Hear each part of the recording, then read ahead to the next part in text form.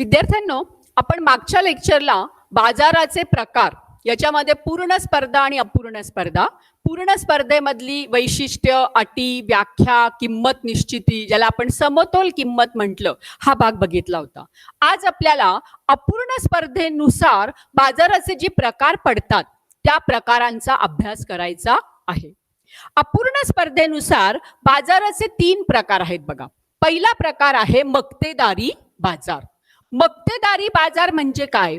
तर ज्या बाजारामध्ये एकच विक्रेता अस्तित्वात असतो, एकच विक्रेता आपली वस्तू विकत असतो आणि त्या विक्रेत्याकडे असणाऱ्या वस्तूला जवळचा पर्याय ठरेल किंवा पूर्ण पर्याय ठरेल अशी वस्तू बाजारात अस्तित्वात नसते. त्यामुळे ज्या ज्या लोकांना गरज आहे त्यांना त्याच विक्रेत्याकडून वस्तू विकत घ्यावी लागते आणि शिवाय तो सांगेल त्या किमतीला विकत घ्यावी लागते. याला म्हणायचं मक्तेदारी बाजार. म्हणजे याच्यामध्ये विक्रेत्याचं मक्तेदारी सामर्थ्य मोठ्या प्रमाणात असते. दुसरा बाजाराचा प्रकार आहे अल्पाधिकार. अल्पाधिकार कशाला म्हणायचं? तर नावानुसार आहे बघा. अल्प म्हणजे कमी, धिकार म्हणजे अधिकार. ज्या बाजारामध्ये कमी विक्रेत्यांना अधिकार असतो, एकाच विक्रेत्याला नाही. म्हणजेच ज्या बाजारामध्ये कमी विक्रेते असतात, काही विक्रेते असतात, तर त्याला म्हणायचं अल्पाधिकार. म्हणून त्याला दुसरं नाव काय आहे? अल्प विक्रेताधिकार. म्हणजे ज्या बाजारामध्ये विक्रेत्यांची संख्या पूर्ण स्पर्धेप्रमाणे असंख्य पण नसते आणि मक्तेदारीप्रमाणे एकच विक्रेता नसतो, तर एकापेक्षा जास्त, ज्याला आपण म्हणूया काही प्रमाणात विक्रेते अस्तित्वात असतात. म्हणजे त्यांच्याजवळ एकमेकांना जवळचा पर्याय ठरेल किंवा पूर्ण पर्याय ठरेल अशी वस्तू अस्तित्वात राहते, तेव्हा त्याला म्हणायचं अल्पाधिकार.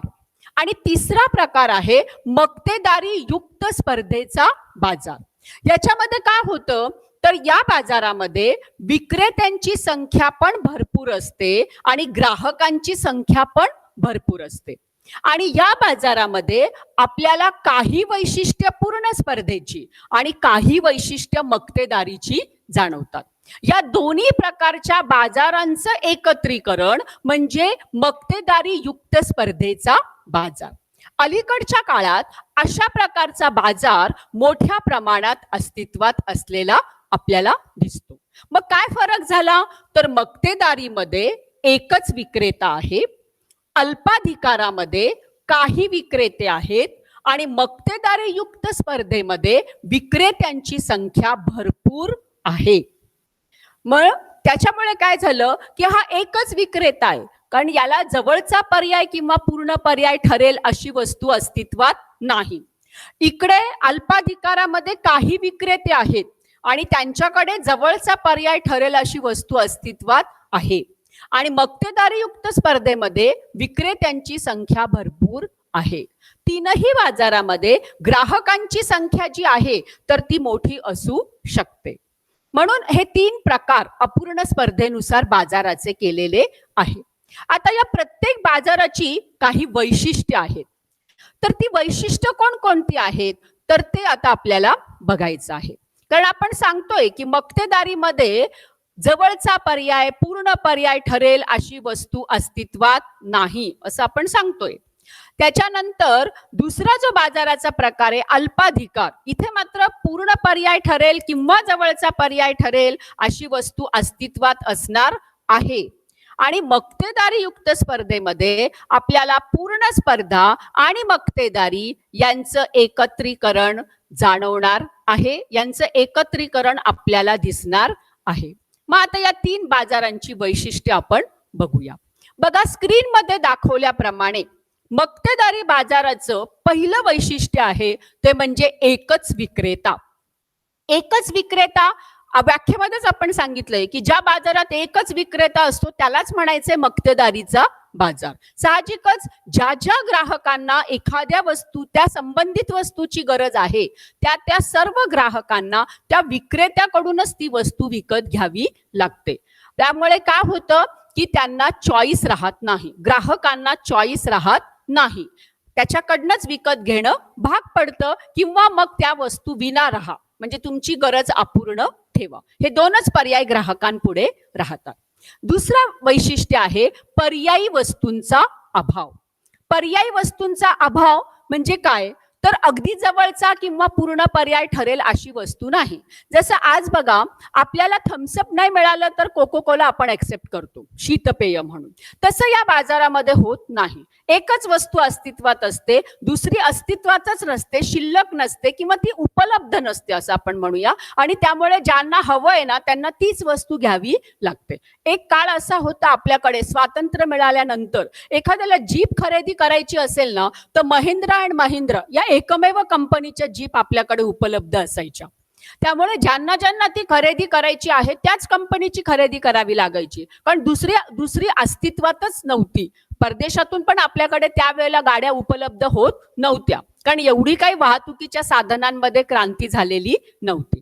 पण आता काय झालंय, उदारीकरण आलंय, स्पर्धा वाढलीये, वाहतूक आणि दळणवळण या दोघांमध्ये आमूलाग्र बदल झालाय. त्यामुळे आता अशा कंपनींची मक्तेदारी संपुष्टात आलेली आहे.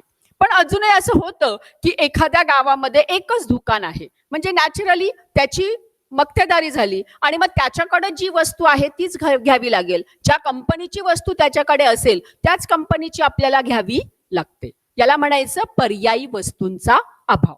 तिसरं वैशिष्ट्य आहे प्रवेशावर निर्बंध. म्हणजे तो मक्तेदार म्हणजे तो विक्रेता काय करतो, इतरांना प्रवेशामध्ये अडथळे आणतो. कशा प्रकारचे अडथळे आणतो, एक तर तो काय करेल तर तो जी वस्तू निर्माण करतोय आणि विकत आहे त्याचं पेटंट मिळवतो. पेटंट म्हणजे काय, तर पेटंट हे दोन प्रकारचं असतं. एक असतं प्रोसेसचं पेटंट आणि एक असतं वस्तू विकण्याचं पेटंट. मग कोणतंही पेटंट जर त्यांनी मिळवलेलं असेल तर तो ज्या नावानं वस्तू विकतोय, ज्या बोधचिन्हाचा वापर करून वस्तू विकतोय किंवा वस्तू निर्माण करण्यासाठी त्यांनी जे उत्पादन घटक ज्या प्रमाणात वापरलेले आहे तशाच्या तशाच पद्धतीनं दुसरे वापरू शकत नाही. साहजिकच दुसऱ्या लोकांना प्रवेश घेण्यात त्या वस्तूच्या विक्रीबद्दल अडथळे येतात.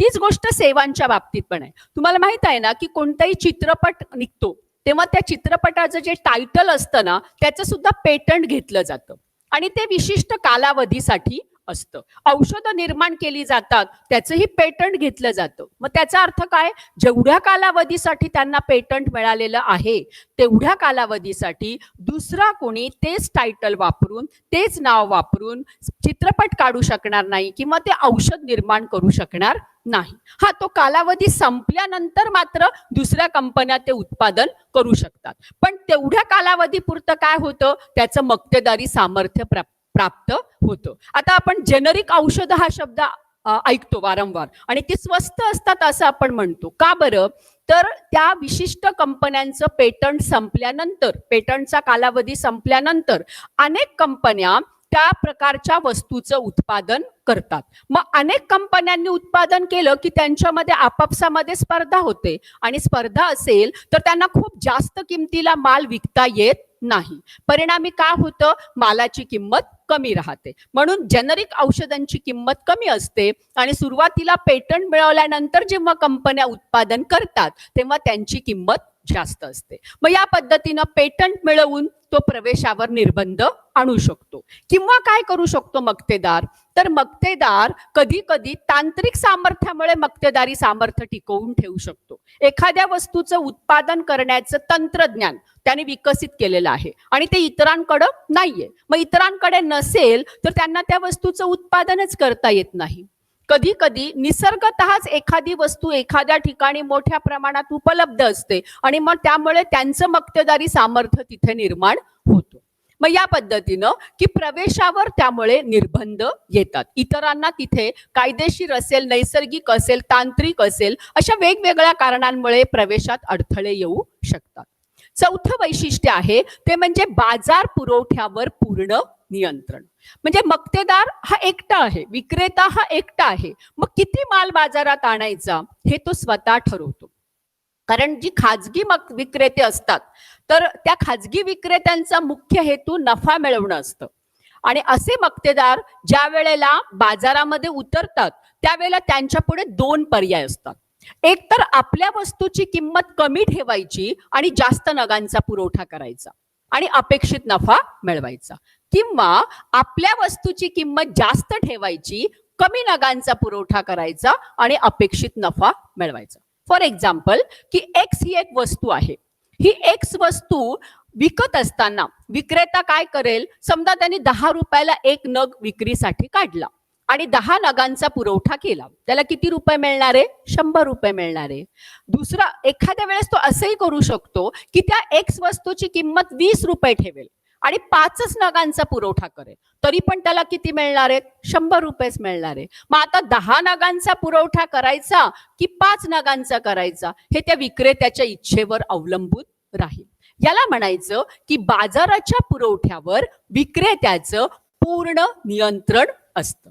पुढचं वैशिष्ट्य आहे किंमत कर्ता. किंमत कर्ता म्हणजे काय, तर विक्रेता स्वतः किंमत ठरवतो.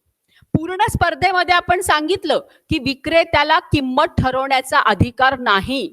बाजारात अस्तित्वात असलेली किंमतच तो स्वीकारतो. पण मक्तेदारीमध्ये तसं नाहीये. तो प्राइस मेकर आहे, प्राइस टेकर नाही. त्यामुळे आपल्या मालाची किंमत किती ठेवायची, प्रॉफिट ऑफ मार्जिन किती ठेवायचं, हे तो स्वतः ठरवतो. याला म्हणायचं की तो किंमत कर्ता असतो. नेक्स्ट आहे, पुढचं वैशिष्ट्य आहे मूल्यभेद. मूल्यभेद म्हणजे काय, तर एकच वस्तू वेगवेगळ्या ग्राहकांना वेगवेगळ्या किमतीला विकणं. याच्याद्वारे तो काय साध्य करतो, तर याच्याद्वारे तो अपेक्षित नफा मिळवण्याचं उद्दिष्ट साध्य करतो. कारण शेवटी तो जी वस्तू विकतो त्याने जर खूपच जास्त किंमत ठेवली आणि त्याचा खप कमी झाला तर त्याला अपेक्षित नफा मिळणार नाही. म्हणून तो कधी कधी एकच वस्तू वेगवेगळ्या ग्राहकांना वेगवेगळ्या किमतीला विकतो. मूल्य म्हणजे किंमत, मग मूल्य भेद म्हणजे काय, वेगवेगळी किंमत तो आकारतो. तुम्ही बघा, डॉक्टरांकडे आपण गेलो ते सगळेच डॉक्टर ऑपरेशनसाठी सगळ्यांकडनं एकसारखी फी घेत नाही, वेगवेगळ्या ग्राहकांकडनं वेगवेगळी फीस घेतात. पेशंटची आर्थिक स्थिती बघून कधी कधी ते आपली फीस ठरवतात. किंवा लाईट बघा, लाईट तीच असते पण घरगुती कारणासाठी वापरली तर दर वेगळे आहेत, शेतीसाठी वापरली तर दर वेगळे आहेत, उद्योगांसाठी वापरली तर दर वेगळे आहेत. म्हणजे तिथेही काय केलेलं आहे, मूल्यभेद केलेला आहे. आणि शेवटचं वैशिष्ट्य आहे उद्योग संस्था हाच उद्योग असतो. आता बघा, एक कारखाना, एक दुकान, एक इंडस्ट्री ही जी असेल तर त्याला आपण फर्म म्हणतो, म्हणजे उद्योग संस्था म्हणतो. आणि एकजिन्सी वस्तूंचं म्हणजे एकसारख्या वस्तूंचं उत्पादन करणाऱ्या उद्योग संस्थांचा जो समूह असतो त्याला आपण उद्योग म्हणतो, म्हणजे इंडस्ट्री म्हणतो. फर्म आणि इंडस्ट्री, फर्म म्हणजे उद्योग संस्था, इंडस्ट्री म्हणजे उद्योग धंदा. मग आता उद्योग संस्था आणि उद्योग धंदा हे मक्तेदारी बाजारामध्ये एकच असणार आहे, कारण तो एकटाच उत्पादक आहे, तोच विक्रेता आहे. त्यामुळे नॅचरली काय झालं, हा फरकच राहत नाही. याला आपण म्हणत आहोत की उद्योग संस्था आणि उद्योग यात फरक नाही. जी उद्योग संस्था आहे तीच उद्योग आहे, किंवा ज्याला आपण उद्योग म्हणणार आहोत तीच उद्योग संस्था असणार आहे. तर ही झाली मक्तेदारी बाजाराची वैशिष्ट्य. आता दुसरा प्रकार आपण त्याची व्याख्या बघितली, अल्पाधिकार, काही विक्रेते असणारा बाजार.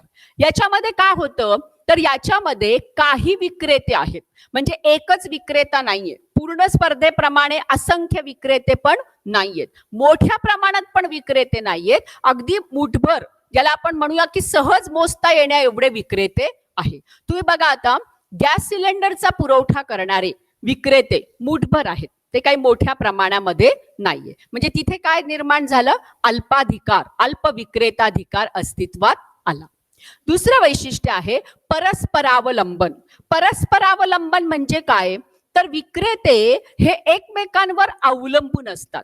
एका विक्रेत्याने आपल्या विक्रीमध्ये काही बदल केले, आपल्या उत्पादनामध्ये काही बदल केले तर त्याची दखल इतर विक्रेत्यांना घ्यावी लागते. का घ्यावी लागते ही दखल, याचं कारण असं आहे की एका विक्रेत्याच्या बदलांचा परिणामामुळे त्याच्याकडे जास्त ग्राहक वर्ग आकर्षित झाले तर इतरांचे ग्राहक कमी होणार असतात. मग प्रत्येक जण हा प्रयत्न करणार आहे की आपले ग्राहक कमी होऊ नये, उलट ते वाढावेत, आपल्याला जास्तीत जास्त बाजारपेठा काबीज करता याव्या. याच्यासाठी जर एखाद्या विक्रेत्याने काही बदल केले तर त्यानुसार इतर विक्रेते सुद्धा काय करतील, कधी पॅकिंग मध्ये बदल करतील, कधी वस्तूच्या स्वरूपात बदल करतील, कधी लोकांपर्यंत जास्तीत जास्त पोहोचण्याचा प्रयत्न करतील, आपल्या मालाची माहिती जास्तीत जास्त लोकांपर्यंत पोहोचावी याच्यासाठी प्रयत्न करतील. म्हणजे की विक्रेत्यांचे निर्णय हे एकमेकांना प्रभावी ठरतात, एकमेकांवर त्याचा परिणाम होत असतो. याला म्हणायचं परस्परावलंबन. तिसरं वैशिष्ट्य आहे ते म्हणजे जाहिरात. साहजिक आहे की अशा बाजारामध्ये प्रत्येक विक्रेता अधिक नफा मिळवण्यासाठी जास्तीत जास्त बाजारपेठा काबीज करण्याचा प्रयत्न करतो आणि या बाजारपेठा काबीज करण्यासाठी तो जाहिरातींचा आधार घेतो. मग वर्तमानपत्र असेल, टीव्ही असेल, रेडिओ असेल, अशा वेगवेगळ्या माध्यमांच्या आधारे आपल्या वस्तूचे चांगली बाजू जी असेल तर ती पटवून देण्याचा प्रयत्न केला जातो. मग एका विक्रेत्याने जाहिरातीमध्ये एखादी गोष्ट सांगितलेली असेल तर त्याच्यापेक्षाही सरस आणखीन एखादी चांगली गोष्ट ही आपल्या जाहिरातीमधून मांडण्याचा प्रयत्न केला जातो. म्हणजे एक प्रकारे जाहिरातींच्या माध्यमातून त्यांचं विक्रीसाठी अप्रत्यक्षपणे युद्ध चाललेलं असतं. तुम्ही बघा, वेगवेगळे वॉशिंग पावडर्स आहेत. या वॉशिंग पावडर्स मध्ये अशा प्रकारचं जाहिरातींचं युद्ध मोठ्या प्रमाणात असतं. म्हणजे एका जाहिरातीत सांगितलं जातं की पांढरे कपडे जे असतात ते एकदम स्वच्छ निघतात. मग पांढरे कपडे स्वच्छ निघतात म्हणजे बाकीचे पण स्वच्छ निघणारच आहेत, हे इनडायरेक्टली त्यांना त्याच्यातनं सांगायचं असतं. तर टाईडची जी जाहिरात आहे ती या पद्धतीनं जाते.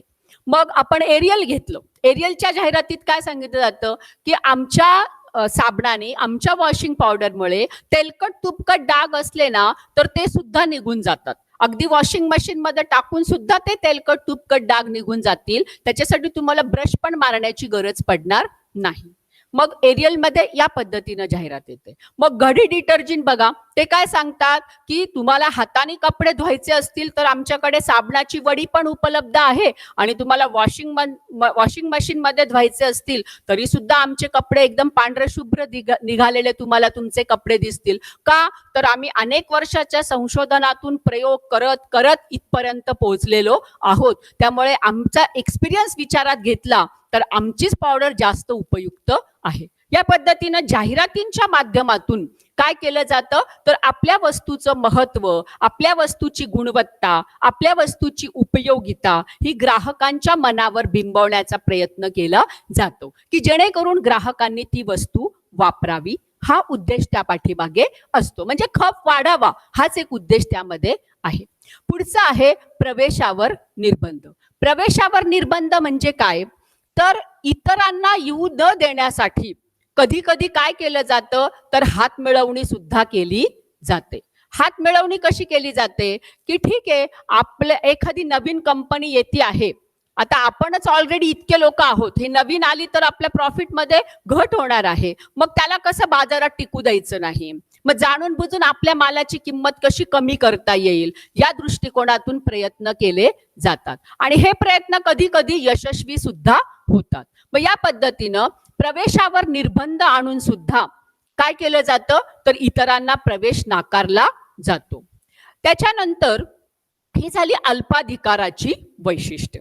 आता शेवटचा प्रकार आहे मक्तेदारी युक्त स्पर्धेचा बाजार. याच्यामध्ये तुम्हाला काय सांगितलं की काही वैशिष्ट्य तुम्हाला अशी आढळतील जी पूर्ण स्पर्धेमध्ये होती आणि काही वैशिष्ट्य अशी आढळतील की जी मक्तेदारीमध्ये आपण पाहिलेली आहे. बघा, पहिलं वैशिष्ट्य काय आहे, अनेक विक्रेते.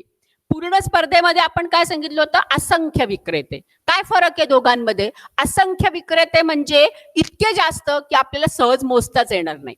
म्हणजे समुद्राच्या पाण्याचा एक थेंब म्हणजे एक विक्रेता आणि अनेक विक्रेते म्हणजे काय तर अल्पाधिकारापेक्षा जास्त ग्राहकांना अनेक पर्याय त्याच्यामुळे उपलब्ध आहे. विक्रेत्यांची संख्या ही असंख्य नसली तरी मोठी आहे. मोठी आहे म्हणजेच विक्रेते अनेक आहे. दुसरं आहे असंख्य ग्राहक. असंख्य ग्राहक म्हणजे काय तर पूर्ण स्पर्धेमध्ये सांगितल्याप्रमाणे ग्राहकांची संख्या इतकी मोठी असणार आहे की एक ग्राहक म्हणजे जणू समुद्राच्या पाण्याचा एक थेंब. त्यामुळे काय होतं, काही ग्राहक खरेदी न करताच बाहेर पडले, काही ग्राहकांनी मागणी करायचं सोडून दिलं किंवा काही नव्याने ग्राहक आले तर त्याचा एकूण मागणीवर फारसा प्रभाव पडलेला दिसणार नाही. याला म्हणायचं असंख्य ग्राहक. तिसरं वैशिष्ट्य आहे वस्तुभेद. आता बघा, मूल्यभेद आपण इकडे बघितलं, इथे काय आहे? वस्तुभेद. वस्तुभेद म्हणजे काय की वस्तूचा आकार किंवा वस्तूचा दर्जा, वेगवेगळ्या दर्जाच्या वस्तू निर्माण करायच्या, low quality, middle quality, best quality, किंवा पॅकिंग मध्ये बदल करायचा. नॉर्मल पॅकिंग असेल तर किंमत वेगळी, जरा चांगलं आकर्षक पॅकिंग ठेवलं तर किंमत जास्त. या पद्धतीनं रंग असेल, आकार असेल, स्वरूप असेल, दर्जा असेल, याच्यामध्ये फरक करायचा आणि मग वेगवेगळ्या पद्धतीनं ती वस्तू विकायची. बघा, आकार, काही वस्तू पॅकेटमध्ये, सॅशेमध्ये उपलब्ध असतात, काही बॉटल्समध्ये उपलब्ध असतात, काही आणखीन मोठ्या टीन मधून उपलब्ध होतात. आपण तेल घ्यायला गेलो, खाद्यतेल, तर तुम्हाला 1 लिटरचं पॅकिंग मिळेल, 2चं मिळेल, 5चं मिळेल, 16चं पण मिळेल, 10चं पण मिळेल. तीच गोष्ट पिठांच्या बाबतीत आहे. रेडीमेड पीठ जर आपण घ्यायला गेलो, म्हणजे काय केलं जातं? वस्तुभेद केला जातो, कधी आकारात, कधी दर्जात, कधी स्वरूपामध्ये. नंतरचं आहे मुक्त प्रवेश आणि निगर्बन. म्हणजे अशा बाजारामध्ये ग्राहक आणि विक्रेते या दोघांना पण येण्याचंही स्वातंत्र्य असतं आणि बाहेर पडण्याचंही स्वातंत्र्य असतं. म्हणजे कोणत्याही प्रकारचे सरकारी परवानग्यांची गरज राहत नाही, कोणत्याही प्रकारचे अडथळे राहत नाही. एक विक्रेता दुसऱ्या विक्रेत्याला डायरेक्ट तू बाजारात येऊ शकत नाही, तू माल विकू शकत नाही असं म्हणू शकत नाही, किंवा कोणताही ग्राहक आम्ही ज्या वस्तू घेतो त्या तुम्हाला घेता येणार नाही असं म्हणू शकत नाही. निगर्मन करणे म्हणजे बाजारातून बाहेर पडणं, आणि प्रवेश करणं म्हणजे मागणी करण्यासाठी किंवा वस्तूची विक्री करण्यासाठी बाजारामध्ये समाविष्ट होणं. तर या दोन्हीही बाबतीमध्ये ग्राहकांना आणि विक्रेत्यांना पूर्ण स्वातंत्र्य असतं. नेक्स्ट आहे, पुढचं वैशिष्ट्य आहे बघा, विक्री खर्च. विक्री खर्च म्हणजे काय? तर वस्तूची विक्री वाढावी यासाठी विक्रेत्यांनी केलेला खर्च, त्याला म्हणायचं विक्री खर्च. मग याच्यामध्ये काय काय भाग असू शकतात? तर पहिली गोष्ट, जाहिरातींवर केला जाणारा खर्च. मग आता फक्त जाहिरातींवरच खर्च केला जातो असं नाही. कधी कधी आपल्या मालाची माहिती लोकांना व्हावी किंवा आपण जी वस्तू निर्माण करून विकत आहे ती कशी वापरायची याचं ज्ञान लोकांना व्हावं म्हणून त्या वस्तूंची प्रदर्शनं लावली जातात. प्रदर्शनामध्ये दाखवलं जातं की ते यंत्र, ती मशीन कशी वापरायची, एखादं वस्त्र आहे त्याचा कसा उपयोग करता येईल, मल्टीपर्पज उपयोग कसा करता येईल, हे डेमॉन्स्ट्रेशन करून त्यांना दाखवलं जातं. याला म्हणायचं की प्रदर्शनाच्या माध्यमातून विक्री खर्च वाढवणं. कधी काय केलं जातं? डोर टू डोर सर्व्हिस दिली जाते. म्हणजे एजंट्स लोक येतात, अगदी घरोघरी लोकांच्या घरापर्यंत पोहोचतात आणि तिथे जाऊन त्यांना त्या वस्तूचं महत्व पटवून देतात, दाखवतात, ती हाताळायला देतात त्यांना की तुम्ही एकदा वापरून बघा किती उपयोगी आहे ती, आणि मग ती वस्तू खरेदी करण्याची प्रवृत्ती लोकांची वाढू शकते. मग प्रदर्शनांचं माध्यम असेल, डोर टू डोर सर्व्हिस असेल, रेडिओ, वर्तमानपत्र, मॅगझिन्स, टीव्ही, सिनेमागृह यासारख्या माध्यमांचा वापर करून तिथे जाहिरातींच्या द्वारे त्या वस्तूची विक्री वाढवण्याच्या दृष्टीने प्रयत्न केले जातात. जाहिरातींमधून ग्राहकांच्या मनाला पटेल अशा पद्धतीनं त्या वस्तूंची जाहिरात केली जाते की त्यांच्या मनामध्ये ती वस्तू वापरण्याची इच्छा प्रगट झाली पाहिजे. मग ह्या विक्री खर्चाचा वापर करून सुद्धा वस्तूची विक्री वाढवण्याचा प्रयत्न केला जातो. कधी कधी तर काय केलं जातं, फ्री सॅम्पल्स दिले जातात, वस्तूचे छोट्या छोट्या आकाराचे फ्री सॅम्पल्स आधी त्यांना दिल्या जातात. एकदा फ्री मध्ये त्यांनी ते वापरलं आणि त्यांना ते उपयुक्त वाटलं की नंतर लोक पैसे देऊन ती वस्तू खरेदी करतातच. म्हणजे हा सुद्धा विक्री वाढवण्याचा एक उपाय झाला. पुढचं वैशिष्ट्य आहे जवळचे पर्याय. जवळचे पर्याय म्हणजे अशा बाजारामध्ये एक विक्रेता जी वस्तू विकतो त्याला जवळचा पर्याय ठरेल अशी वस्तू उपलब्ध असते. आता उदाहरणार्थ बघा, नेस कॉफीला जवळचा पर्याय आहे ब्रू, ठीक आहे ना. कोल्ड्रिंक्स मध्ये तुम्ही बघा, माझाला जवळचा पर्याय आहे गोल्ड स्पॉट. याला म्हणायचं की हे नाही मिळालं तर दुसऱ्यावर ग्राहक भागवू शकतो. हमामला पर्याय आहे रेक्सोना साबण. या पद्धतीनं हे जवळचे पर्याय उपलब्ध असतात, त्यामुळे ग्राहकांचा चॉईस, ग्राहकांना मल्टीपर्पज चॉईस अस्तित्वात येतो. आणि शेवटचं वैशिष्ट्य आहे गट संकल्पना. आता मगाशी मी सांगितल्याप्रमाणे एकजिन्सी वस्तूचं उत्पादन करणाऱ्या उद्योग संस्थांचा समूह म्हणजे उद्योग, राईट. आता इथे तर कसं असतं, एक जिन्सी वस्तू निर्माण होत नाही, इथे जवळचा पर्याय ठरेल अशा वस्तू निर्माण होतात. मग आता समजा वेगवेगळ्या प्रकारचं कॉफीचं प्रोडक्शन करणारे, वेगवेगळ्या प्रकारचं वॉशिंग पावडरचं प्रोडक्शन करणारे, मग हे सगळे जे आहेत ना वॉशिंग पावडरचं प्रोडक्शन करणाऱ्या उद्योग संस्थांचा समूह, त्याला म्हटलं जाईल गट. त्याला उद्योग का नाही म्हणायचं, कारण त्या एकजिन्सी वस्तू निर्माण करत नाहीये, जवळचा पर्याय ठरेल अशा वस्तू निर्माण केल्या जात आहे, म्हणून त्याला काय म्हणायचं, गट. म्हणजे इथे उद्योग या शब्दाऐवजी गट हा शब्द वापरला जातो. ग्रुप ऑफ इंडस्ट्री असा शब्द त्या ठिकाणी वापरला जातो. तर ही झाली 3 प्रकारची अपूर्ण स्पर्धेच्या बाजारांची 3 प्रकारची वैशिष्ट्य. आता ही वैशिष्ट्य बघितल्यानंतर तुमच्या असं लक्षात येईल की या हे जे बाजाराचे वेगवेगळे प्रकार आहेत ते कमी अधिक प्रमाणामध्ये सर्वत्र अस्तित्वात असलेले आपल्याला दिसतील, आणि ग्राहक आणि विक्रेते या दोघांच्या दृष्टीनं हे बाजार महत्वाचे आहे. या ठिकाणी तुमचा बाजाराचे प्रकार हा टॉपिक संपलेला